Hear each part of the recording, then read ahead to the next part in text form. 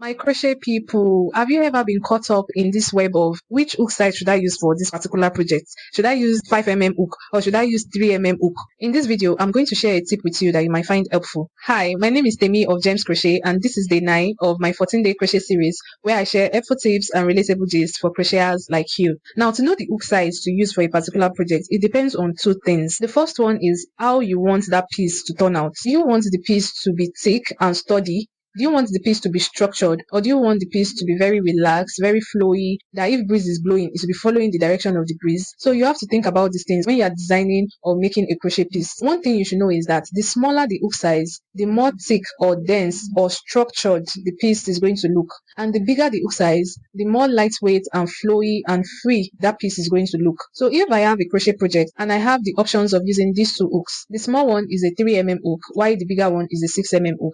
I would think to myself, do I want the piece to be thick? Do I want it to be structured? If yes, I'll go for the smaller size. But if no, I want it to be lightweight, to be free, I'll go for a bigger size. Not necessarily the sizes that are here, but I hope you get the gist. The second thing to consider is the type of yarn that you're using. If you're using a bigger type of yarn or a thick type of yarn, it is better to go for a bigger size of hook. If you're using a small size of yarn or a thin strand yarn, it is better to go for a small type of hook. Because if you use a small size of hook for a big type of yarn, the hook is not going to be able to grip that yarn completely. Also, if you use a big type of hook for a thin strand of yarn, the piece will have a lot of holes. It is going to be very lightweight. So you have to consider the type of yarn that you're using for you to be able to choose a hook size that works appropriately for that yarn.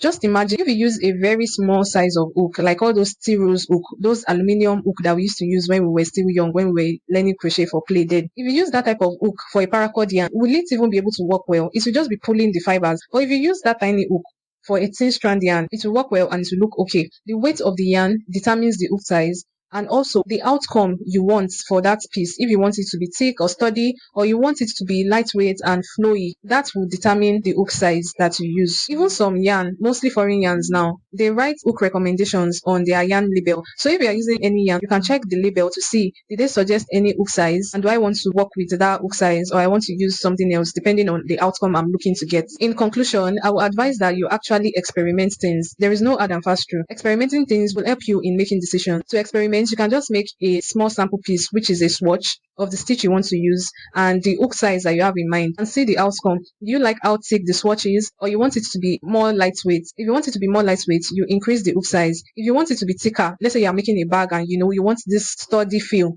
you can reduce the hook size. So that is how choosing a hook size works. If you found this video helpful, please do well to check out my other videos. Remember to like, comment, and follow for more crochet goodness like this. Thank you and bye for now.